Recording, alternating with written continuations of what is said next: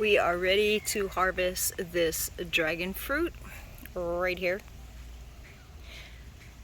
Like I've said in the past, this is not the best way to grow your dragon fruit. I just have it in a pot and letting it go all across the ground.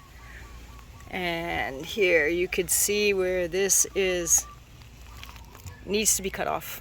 It's not doing well. It's starting to yellow and brown right there in the tips. So we're going to be cutting this off about right there.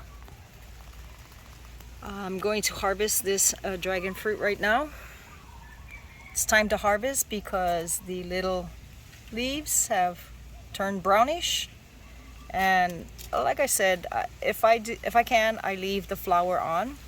So we're just going to take the flower off right now. Easy to remove. Yep. And we're just going to come and just twist this guy.